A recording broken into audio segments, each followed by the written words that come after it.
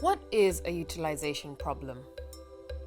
If you are offering frequent, accessible immunization services, but your target population is still not using them, there could be a problem with the quality of services, which affects the way people use them.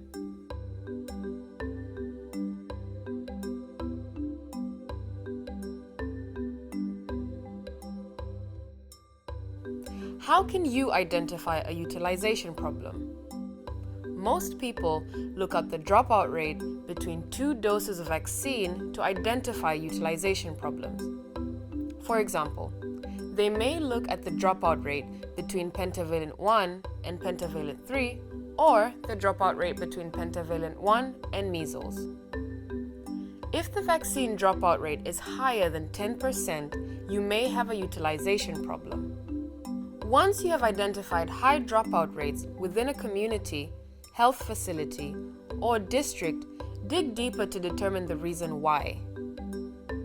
In this video, we will consider some of the most common reasons for high dropout rates and their possible solutions. One of the most common reasons for high dropout rates is that immunization services may not be pleasant to use. Immunization services should be pleasant to use. Are health workers showing caregivers respect, communicating well, demonstrating a good attitude, and providing needed information to caregivers, such as when to return for the next dose? If the experience is unpleasant, or if caregivers are not told when to come back, they may not come back for future sessions. Observe and investigate to learn more.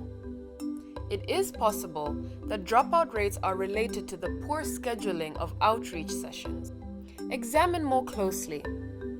Are the sessions at a convenient time and location for the community?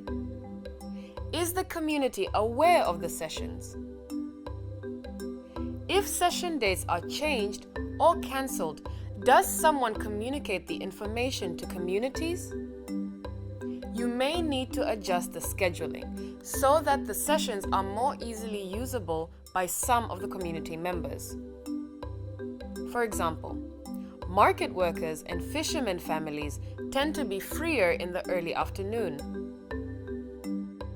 If vaccines and supplies are always available, the problem may be that health workers lack the knowledge or skills needed to do the work. Are health workers able to determine which doses an infant or pregnant woman has received, or when to administer the next dose of vaccine? Are health workers using every contact with a pregnant woman to explain the need for tetanus toxoid containing vaccine? Are they giving clear information to caregivers? Train staff to communicate more clearly so that caregivers understand which vaccinations are due, when they are due, and why additional doses are needed. Yet another common reason for high dropout rates is that health workers miss the opportunity to immunize infants when they come to the health facility for other reasons. For example, imagine a caregiver brings an infant to the clinic for a checkup or to have the baby weighed. This is a great opportunity to deliver a vaccine if one is due, but sometimes this does not happen. Once again, a health facility or district manager must ask questions and observe to find out why this is happening. It is possible that the health facility is experiencing stockouts of vaccines or other supplies and must tell the mother to return another time.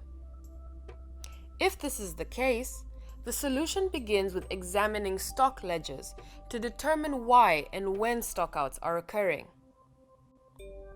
Overcoming these barriers to utilization will allow you to reach people who have not received all their vaccine doses and help you reach your immunization goals.